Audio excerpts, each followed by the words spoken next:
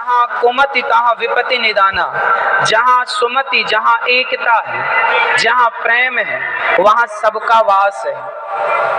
और जहाँ झगड़ा है, लड़ाई है, वहाँ कोई नहीं रहना चाहता। ये बताओ, उस घर में आप रहना पसंद करेंगे जिस घर में दिन रात झगड़ा होता हो?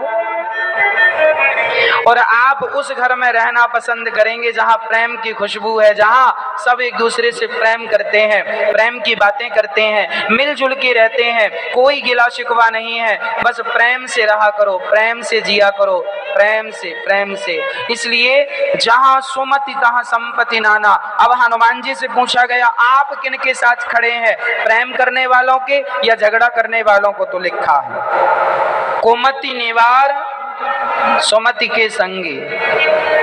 यदि झगड़ा करने वाले हनुमान जी के चरणों में चले गए तो हनुमान जी उनके झगड़े को सलटा देते हैं, अर्थात सुलह करा देते हैं।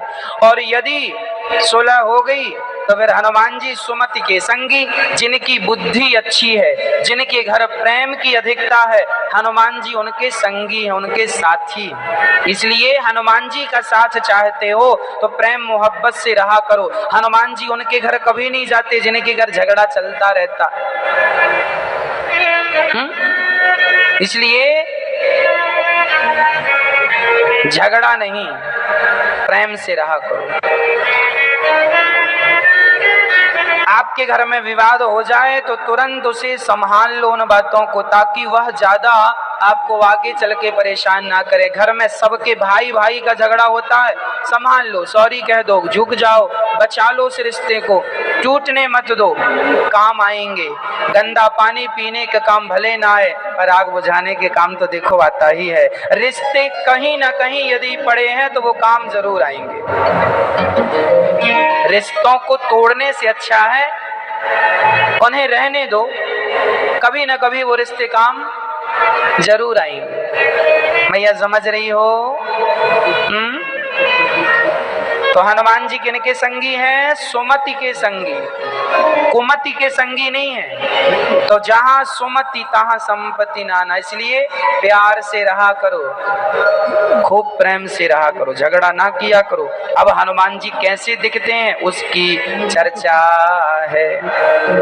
कंचन वरन विराज सुवेशा, कानन कुंडल कुंचित केसा, आज वज्र और ध्वजा विराजी, आधे ओज जनेऊ साजे। कंचन वरण, हनुमान जी सोने की तरह हैं, सुंदर। हनुमान जी का स्वरूप कैसा है? सोने की तरह। अच्छा, बंदरों के आप जो बाल देखते हैं, रोएं देखते हैं, रोमे वो कैसे होते हैं? हल्के सुनहरे ही तो होते हैं। और हनुमान जी के ज्यादा थे, बिल्कुल सोने जैसे दिखते, सुंदर। कंचन वरण, हनुमान जी के जो रोमे थे ना, वह सोने की तरह थे।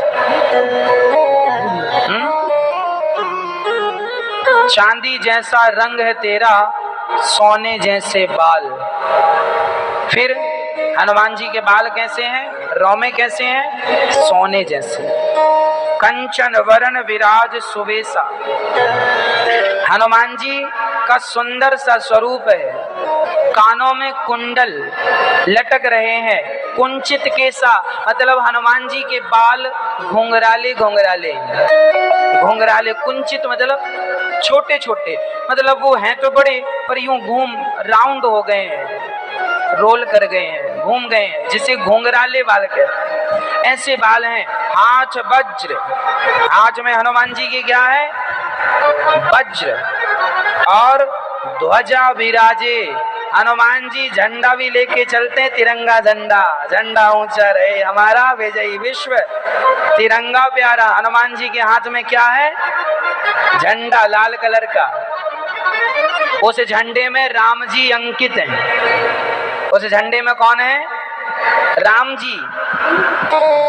आप भी अपने घर में झंडा लगाया करो। कहते हैं जिसके घर में ध्वजा लगी होती है, ध्वजा जिसकी लहरा रही है घर के ऊपर, उसकी विजय पताका सदा लहराती रहेगी। इसलिए वास्तु के अनुसार भी घर के ऊपर छत पर झंडा लगाया करो। उस झंडे में या हनुमान जी बने हो, या मर्यादा पुरुषोत्तम हमारे श्री राम जी बने हो, या लाल कलर का भगवा कलर का वो झंडा होना चाहिए। क्योंकि सूर्य भगवान जब उदय होते हैं ना तो पूरा आकाश भगवा हो जाता है।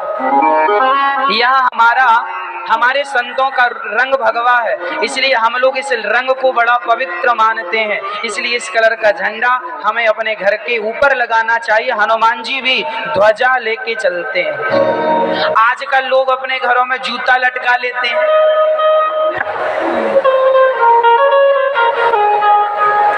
लाखों का घर बनवाया साहब, करोड़ों खर्च किए और लटकाया क्या? जूता। आपके इतना बड़ा महंगा घर बनवाया और घर के मुकुट पर, घर के माथे पर, घर देवता के माथे पर जूता लटका। अब आप बड़े सुंदर श्रृंगार करो और आप श्रृंगार मेकअप वेकअप करके बाहर निकलो, कोई आपके माथे पे जूता लटका दे। घर की है, करोड़ों खर्च कर डाले, ये टाइल, ये फर्श, ये ऐसा ऐसा बढ़िया बनाओ और बाद में बना धना के जूता लाओ, उल्टा लटकाएंगे जूते को। ये आपकी मूर्खता का परिचय। इतना मूर्ख भारत कभी नहीं था जितना आज हो गया है। तुम जितने पढ़ते लिखते जा रहे हो, पता नहीं उतनी मूर्ख होते जा रहे हो। घर में जूता क्यों लटकाते हो? दिमाग खराब ना हो आपका। घर में आप महाराज जी नजर लग जाए, अरे पागल, घर में झंडा यदि आपका लहरा रहा है तो आपका वही नजरोटा है, अर्थात वह नजर लगने नहीं देगा और आपका विजय पताका कभी आपको झुकने नहीं देगा। दोनों काम करेगा। ध्वजा ऊपर और उसमें भगवान श्री राम जी या हनुमान जी का वो झंडा हो। तो हनुमान जी, ये बताओ कि महाभारत के समय जिस रथ पर भगवान कृष्ण बैठे और अर्जुन बैठे, उस रथ पर भी एक झंडा था। उस झंडे पर कौन बैठा था? श्री हनुमान जी बैठे थे।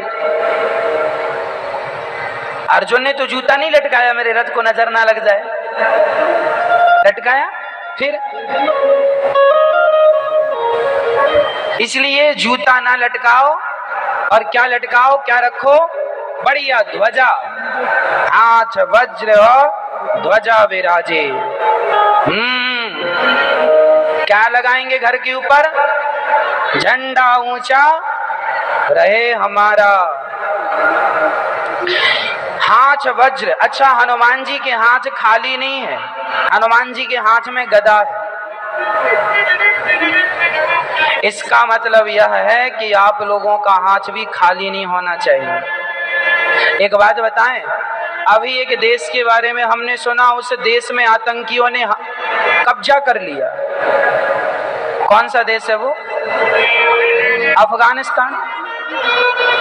अफगानिस्तान नाम के एक देश में मैया जी आतंकियों ने कब्जा कर लिया। राष्ट्रपति जी भागे वहां के, राष्ट्रपति भवन में जाके आतंकवादी बैठे हैं, सो रहे हैं, खा रहे हैं, आतंकवादी चले गए। लोग देश छोड़ छोड़ के भाग रहे हैं।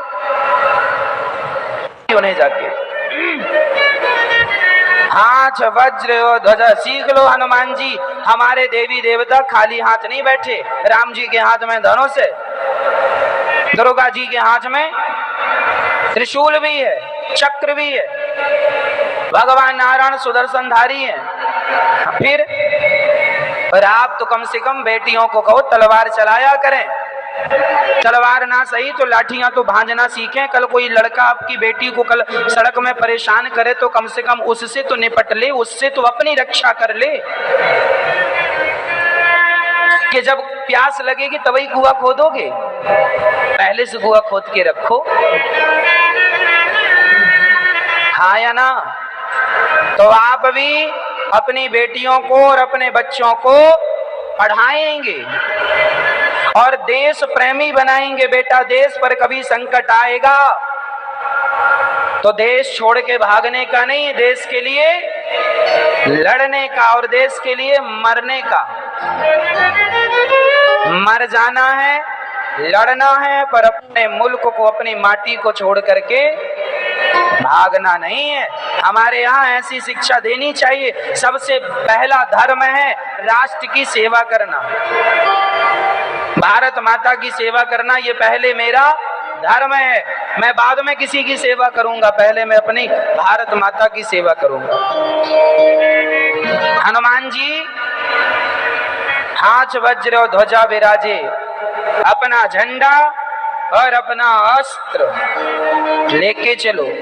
हम ये नहीं कहते कि तुम तलवार सीख कर किसी को भी तलवार मार दो, ना, तलवार से मारना नहीं है किसी को, पर मुसीबत के समय पे आपको चलानी तो आनी चाहिए। क्या करोगे तब? मुंह ताकोगे? कल आपके घर में आतंकवादी घुस गए तो आप अपने बच्चों की, अपनी पत्नी की रक्षा कैसे करेंगे? बताओ। क्या हमारे भारत में आतंकवादियों का हमला नहीं होता? रोज कश्मीर में आप रोक सुनते हैं आतंकवादी घुसाए, आतंकवादी घुसाए, जवानों को मार दिया, जवानों को घरों में घुस गए, बच्चों को मार दिया। क्या रोज नहीं सुन रहे हैं? अभी तो कश्मीर में चल रहा है। यदि सावधान नहीं हुए तो दिल्ली भी आएंगे, मुंबई भी आएंगे। अभी 2000 घुस गए थे आतंकवादी, मुंबई की घटना है, हजारों लोगों को मार दिया था। फिर अरे हमारे सामने आतंकवादी आकर खड़े हो जाएं तो हम भी इतने तैयार रहें कि 2-4 को तो निपटा दें। क्या हम दुष्टों से अपने आप को बचा लें तो क्या ये योग्यता, ये टैलेंट हमारे अंदर आएगा तो क्या ये गलत है? हमारी लड़कियां, हमारी बहन बेटियां आत्मरक्षा कर सकें सभी से तो क्या ये गलत शिक्षा है?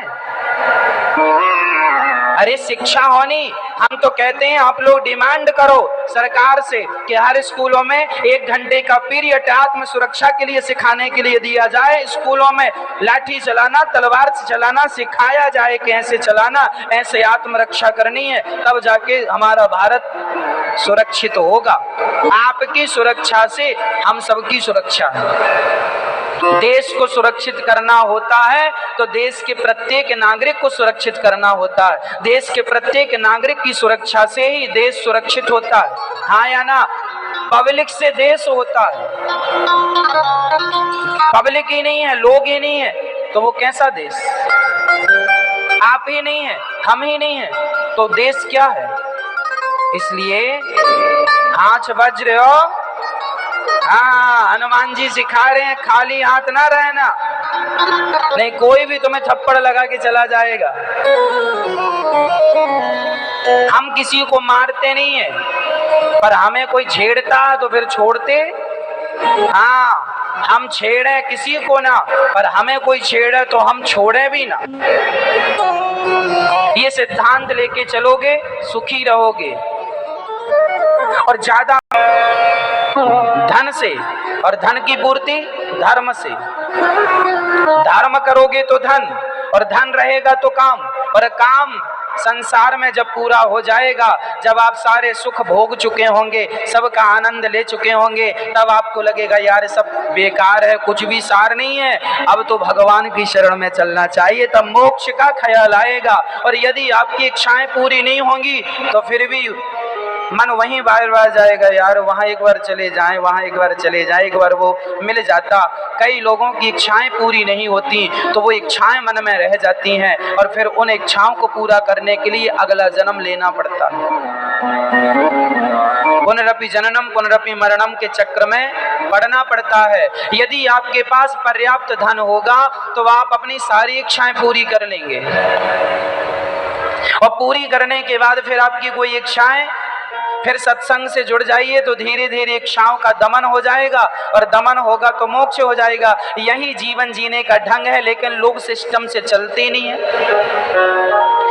1 के बाद 2 आता है, 2 के बाद 3 आता है, 3 के बाद 4 आता है, लेकिन आप लोग ऐसी जिंदगी जी रहे हैं आपके पास ना 1 आया ना 4 आया, सिर्फ 2 और 3 के चक्कर में आप पड़े हैं।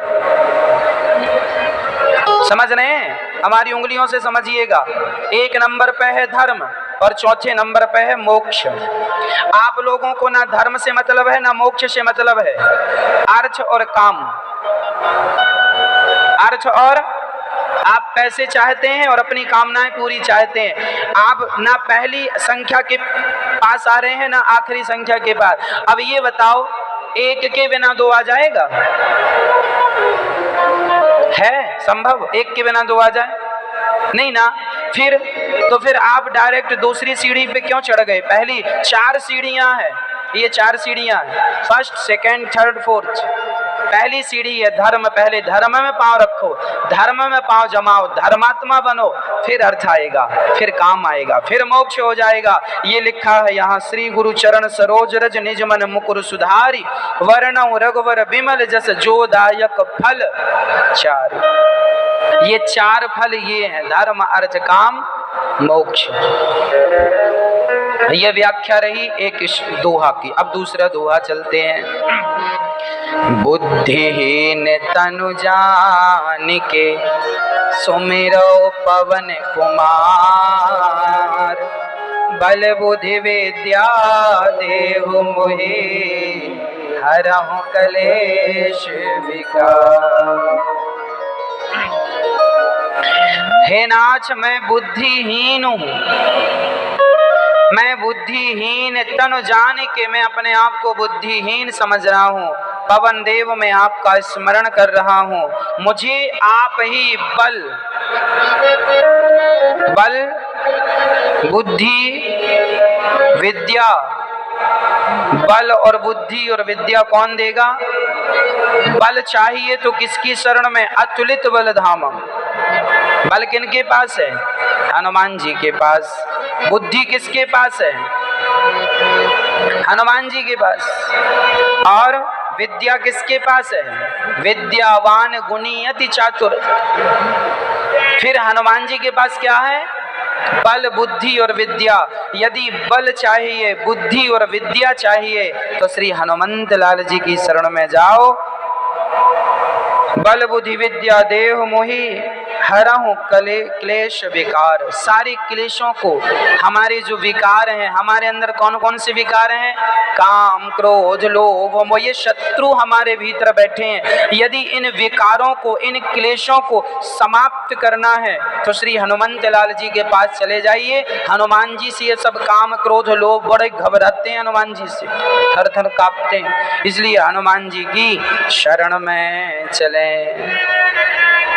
जय हनुमान ज्ञान गुण सागर, जय कपीस तिहुँ लोके उजागर। हनुमान जी को कहते हैं जय हनुमान। जय शब्द क्यों? हनुमान चालीसा का पहला शब्द क्या है? पहला अक्षर क्या है? गोपी गीत भी जा से शुरू हुआ, जयति तेधिकम जन्मना ब्रज। और ये भी हनुमान चालीसा भी जा शब्द से। ये जो जा शब्द है, यह भगवान की जय जयकार का सूचक है। जय हनुमान, हे हनुमान जी आपकी जय हो। जय हनुमान ज्ञान गुण सागर, हे हनुमान जी आपकी जय हो। किसी ने कहा हनुमान जी की जय क्यों कर रहे हो? क्योंकि हनुमान जी ज्ञान और गुण के सागर हैं। देखो हनुमान जी की बात समझिएगा, हनुमान जी ज्ञान के भी सागर हैं और गुणों के भी सागर हैं। अच्छा, ज्ञान और गुण अलग अलग हैं कि एक ही हैं? अलग अलग हैं। गुण क्या है? तुरंत निर्णय लेने की क्षमता आपके अंदर है, वह गुण है आपके। ज्ञान तो हमारे पास, आपके पास है, हमने पढ़ लिया लिख लिया, ज्ञान है, लेकिन उस ज्ञान को प्रैक्टिकली कहाँ पे क्या कैसे यूज करना, उस ज्ञान का कहावत है, जहाँ सुई का काम हो वहाँ सुई का उपयोग हो, जहाँ तलवार का काम हो वहाँ तलवार का। किस समय हमें कौन सा ज्ञान चाहिए, किस समय किस ज्ञान से काम होगा, वो जो नॉलेज है वो हनुमान जी के पास। इसलिए पहली चौपाई में लिखा है जय हनुमान ज्ञान आप ज्ञान के गुणों के सागर हैं। मतलब इतने गुण आप में हैं, इतना ज्ञान आप में है, जैसे समुद्र की गहराई को नापा नहीं जा सकता, उसी प्रकार हनुमान जी के ज्ञान और गुण को कभी नापा नहीं जा सकता। ये चौपाई का ये अर्थ है। जय हनुमान ज्ञान गुण सागर, जय कपीश तिहुँ लोक उजागर। वाह, हनुमान जी का तीनों लोकों में जय जयकार है। हे हनुमान जी, आप कोई पृथ्वी लोक में नहीं, आप तो स्वर्ग आदि, वैकुंठ आदि, साकेत आदि लोकों में भी और पाताल लोकों में भी, तीनों लोकों में आपकी सत्ता है। अर्थात आप कहीं भी जाकर अपना प्रभाव दिखा सकते हैं। तीनों लोकों में हनुमान जी की जय जयकार है। तो